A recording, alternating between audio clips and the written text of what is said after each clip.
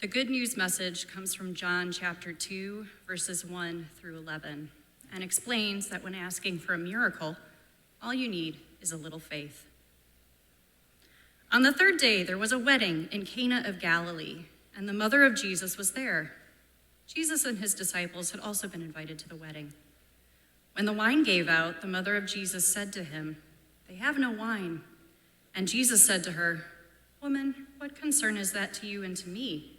My hour has not yet come." His mother said to the servants, "Do whatever he tells you." Now, standing there were 6 stone water jars for the Jewish rites of purification, each holding 20 or 30 gallons. Jesus said to them, "Fill the jars with water," and they filled them up to the brim. He said to them, "Now draw some out and take it to the chief steward." So they took it. When the steward tasted the water that had become wine and did not know where it came from, though the servants who had drawn the water knew, the steward called the bridegroom and said to him, "Everyone serves the good wine first and then the inferior wine after the guests have become drunk. But you have kept the good wine until now." Jesus did this, the first of his signs, in Cana of Galilee, and revealed his glory, and his disciples believed him.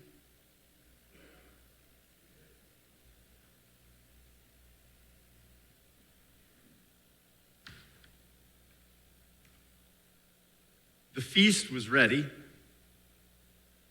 The table was set, and the guests had all arrived.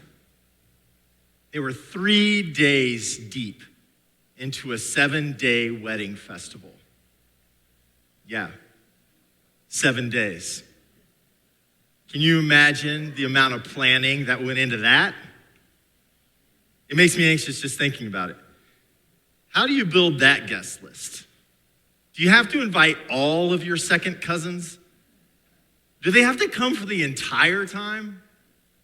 And does that one business partner of yours who always seems to say the most inappropriate things at the most inappropriate time really have to be there? And do we have to provide activities for all of the children?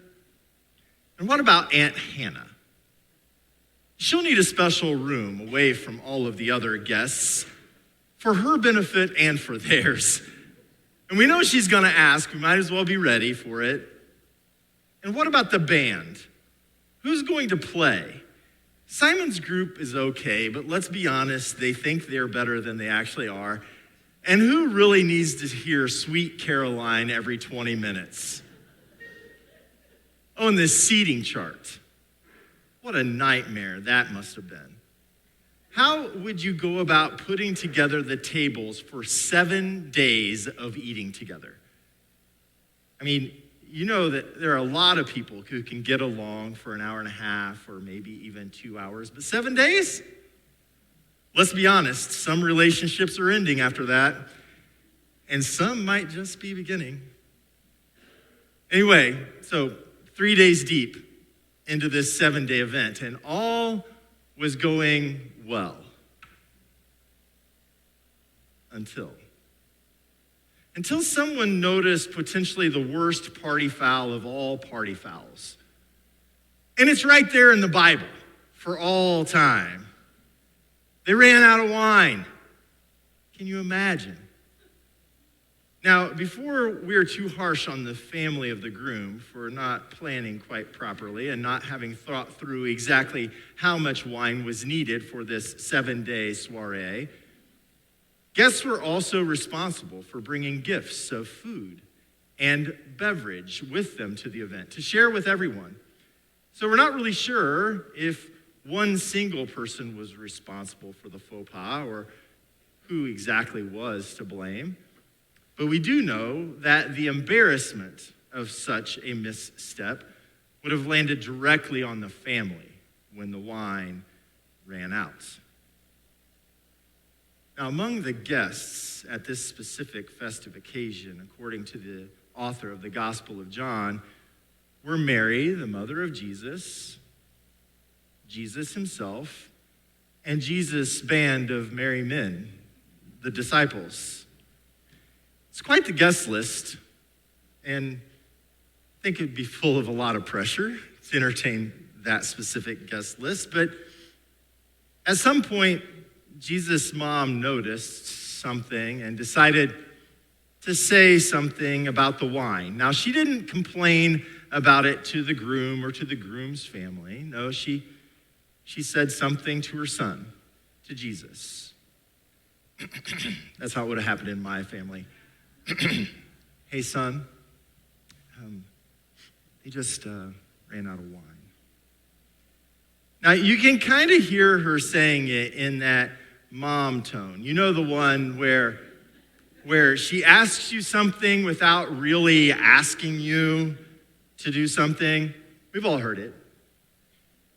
Jesus, the firstborn, in, I think, kind of typical firstborn fashion, said in response, "What does that have to do with me? It's not my time yet." But somehow she knew.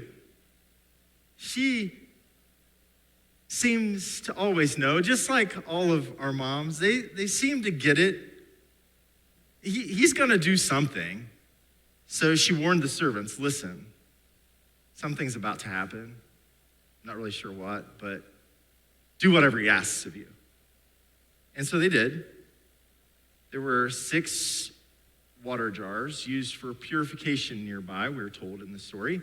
Each jar holding somewhere between 20 and 30 gallons of water. And the servants were instructed to fill the jars of water. Now, for the sake of argument, let's shoot for right down the middle and say that they held 25 gallons of water. 6 jars, 25 gallons of water. That's 150 gallons of water, conservatively. That's a lot of water. And as this story goes about this first of Jesus' 7 signs in the Gospel of John, each of the 7 signs say something about who Jesus is. So as the story goes, when they drew water back out of those jars and gave it to the steward, somehow it was now the finest of the choice wines. And there was 150 gallons of it. Only the disciples, the servants, Mary, and Jesus knew about the sign. They're the only ones. Everyone else, including the wine steward, thanked the gracious host who had saved the best for last. Now, as you've heard me say before, I'm often left with questions. And the question I have for this one is, that seems to be such a strange first sign. Why would the author of the Gospel of John mark the beginning of Jesus' public ministry with that? It seems so frivolous, so unimportant. With all of the things going on all over the world, the first sign was water into wine? Really? And what could it possibly say about this man named Jesus, that the author of the gospel would think that this was the most important way for him to begin Jesus' story? Well, among other things, I think this first of the 7 signs in the Gospel of John speaks to Jesus' concern about regular, everyday human experience, like a wedding. We see this throughout all 4 Gospels. Jesus celebrating children, Jesus pointing out the fig tree and the sparrow and the lily, Jesus touching the leper, healing the blind, stopping by a neighborhood well to drink, crying at the funeral of a friend, healing and including the outcasts and the forgotten. Right there in the everyday. This Jesus of the Gospels was not some hard-to-reach, esoteric religious leader. No, he was earthy, gritty, tangible, real. And that's what drew others to him then, and what I think draws people to him now. Jesus went to a wedding party and at the urging of his mother, made sure that everybody had enough. That's it. Jesus was someone who also did not want the limelight. He didn't crave everyone's attention. He didn't want thrones or palaces or seats of prominence. No, his influence was like that of the yeast that causes dough to rise or ferments wine slowly, quietly, mostly unnoticed. And he called his disciples, his followers, then and now, to live into that example of humility. In this story from the Gospel of John, you actually can almost imagine him quietly leaving the party in Cana of Galilee after the water became wine, just so he wasn't noticed. The celebration was the point. This is a story early in the Gospel of John about joyful abundance. The celebratory, more than enough nature of the divine, toward whom Jesus' life, Jesus' ministry, Jesus' teachings and miracles all pointed. Where once there was not enough, now there was more than could ever be imagined. That which was now available was not the leftovers, but the absolute best. And it was for everyone. All those gathered, no questions, no qualifiers, no limitations, no barriers. It was a party. Everyone was invited, and all were included. I feel like we need a little bit of that energy now in the world. This is what grace looks like. The way of grace has motivated people throughout the millennia to take risks, to stand up for the marginalized, to demand a better way for everyone, to make sure that everybody had more than enough. People like Oscar Romero, Mother Teresa, Archbishop Desmond Tutu, the Reverend Dr. Martin Luther King Jr., who, during his Nobel Peace Prize acceptance speech, said, "I have the audacity to believe that peoples everywhere can have 3 meals a day,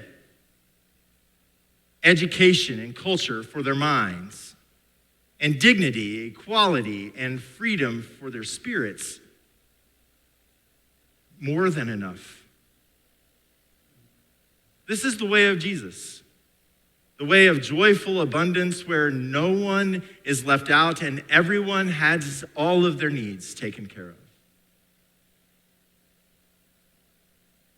So that's why, at the beginning of the Gospel of John, we have this strange story of the feast in Cana of Galilee, where Jesus turns water into wine. This is the way of Jesus, the way to which that table points, the way toward which we are all called as individuals and as a community, the way that cares about and celebrates the everyday, ordinary human experience, the way of humility, where serving others is the point and not the notoriety of public accolades. The way of joyful abundance is where everyone is included. No one is left out. Barriers are removed, and the party continues. Yeah, that's the way of the Christ. That's the way. And to God be the glory.